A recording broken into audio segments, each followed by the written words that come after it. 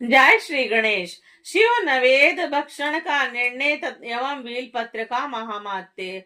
ऋषिगण बोले, हे मामुने, हमने पहले सुना है कि भगवान शिव को अर्पित किया गया नवेद आग्रह होता है, अतः नवेद के विषय में निर्णय और बील पत्र का महामात्य कहिए। सूत जी बोले, हे मुनियो, अब आप सब सावधानी पूर्वक सुनिए।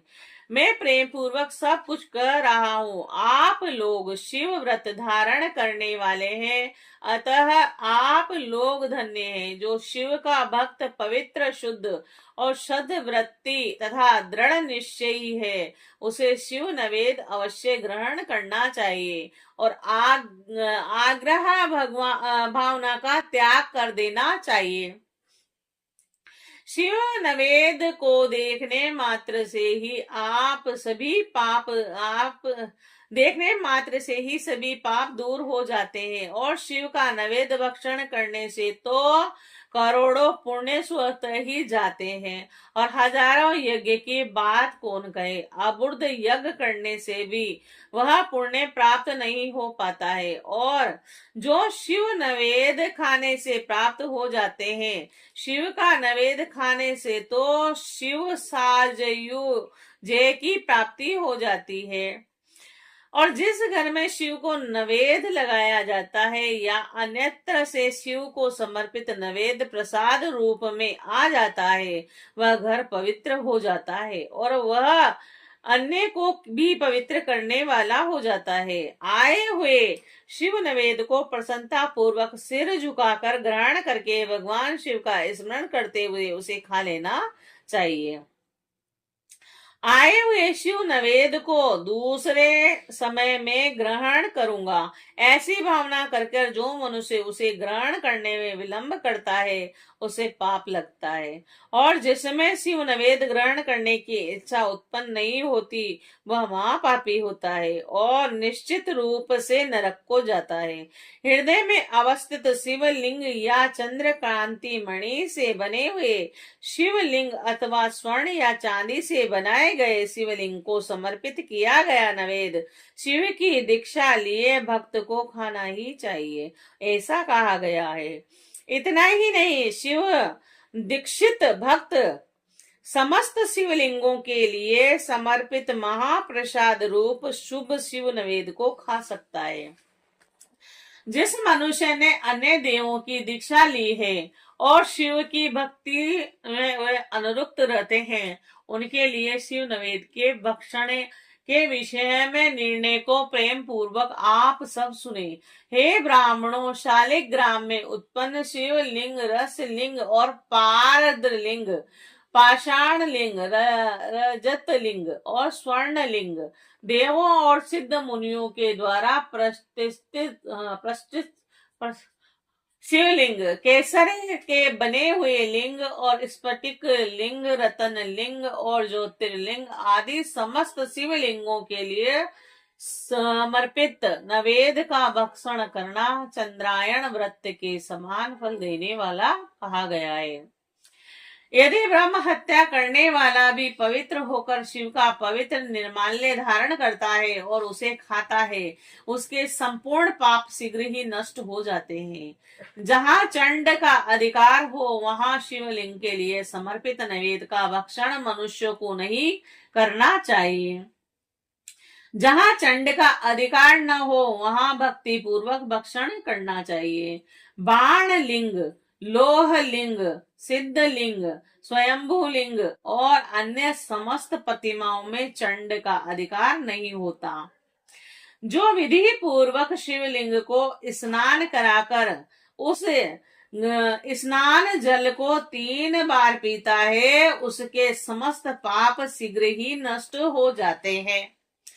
चंड के द्वारा अधिकृत होने के कारण अग्रह शिव नवेद, पत्र, पुष्प, फल और जल या सब शालिग्राम शिला के स्पर्श से पवित्र हो जाते हैं। हे मुनिवरों, शिवलिंग के ऊपर जो भी द्रव्य चढ़ाया जाता है वह आग्रह है और जो लिंग के स्पर्श से बाहर है उसे अत्यंत पवित्र जानना चाहिए। हे मुनि श्रेष्ठों, इस प्रकार मैंने शिव नवेद का निर्णय कर दिया।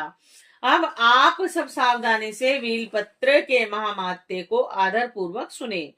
वीलव वृक्ष तो महादेव स्वरूप है और देवों के द्वारा भी इसकी स्तुति की गई है। अतः जिस किसी प्रकार से उसकी महिमा को कैसे जाना जा सकता है। संसार में जितने भी प्रसिद्ध तीर्थ हैं वे सब तीर्थ विलव के मूल में निवास करते हैं और जो पुण्य आत्मा विलव वृक्ष के मूल में लिंग रूपी अवयव महादेव भगवान की पूजा करता है वह निश्चय रूप से शिव को प्राप्त कर लेता है। जो प्राणी बील वृक्ष के मूल में शिव जी का मस्तक पर अभिषेक करता है वह समस्त तीर्थों में स्नान करने का फल प्राप्त कर पृथ्वी पर पवित्र हो जाता है। और उस वील वृक्ष के मूल में बने हुए उत्तम थाले को जल से परिपूर्ण देखकर भगवान शिव अत्यंत प्रसन्न होते हैं और जो व्यक्ति गंध व पुष्प आदि विलव वृक्ष के मूल का पूजन करता है वह शिवलोक को प्राप्त करता है और उसके संतान और सुख की अभिवृद्धि होती है। जो मनुष्य विलव के वृक्ष में आदर पूर्वक दीप माला का दान करता है वह तत्व ज्ञानी से संपन्न होकर महादेव के सानिध्य को प्राप्त हो जाता है। जो विल शाखा को हाथ से पकड़कर उसके 9 पल्लव को ग्रहण करके विलव की पूजा करता है वह समस्त पापों से मुक्त हो जाता है। जो पुरुष भक्ति पूर्वक विलव वृक्ष के नीचे एक शिव भक्त को भोजन कराता है उसे करोड़ों मनुष्यों के भोजन कराने का पुण्य प्राप्त होता है। जो विलव वृक्ष के नीचे दूध और घी से युक्त अन्न शिव भक्त को प्रदान करता है वह दरिद्र नहीं रह जाता। हे ब्राह्मणों, इस प्रकार मैंने सांगोपांग शिवलिंग के पूजन विधि को कह दिया और इसमें भी व्रतों और निवृत्तों के लिए 2 भेद हैं। प्रवृत्ति मार्गियों के लिए पीठ पूजा इस भूतल पर संपूर्ण अभिष्ट वस्तुओं को देने वाली होती है और प्रवृत्त पुरुष को चाहिए कि सुपात्र गुरु आदि के द्वारा ही सारी पूजा संपन्न करवावें। शिवलिंग का अभिषेक करने के पश्चात अगहनी अन्न से नैवेद्य लगाना चाहिए और पूजा के अंत में उस शिवलिंग को किसी शुद्ध पुट यानी डिब्बे में रख देना चाहिए अथवा किसी दूसरे शुद्ध घर में स्थापित कर देना चाहिए। और निवृत्ति मार्ग उपासकों के लिए हाथ पर ही शिव पूजा का विधान है। उन्हें भिक्षा आदि से प्राप्त अपने भोजन को ही नैवेद्य रूप में अर्पित करना चाहिए और निवृत्ति मार्गों के लिए परातत्व पर सूक्ष्म लिंग ही श्रेष्ठ बतलाया गया है और उन्हें चाहिए कि वह विभूति से ही पूजा करें और विभूति का ही नैवेद्य शिव को प्रदान करें। पूजा करने के पश्चात उस विभूति स्वरूप लिंग को सिर पर सदा धारण करना चाहिए। जय शिव शंकर।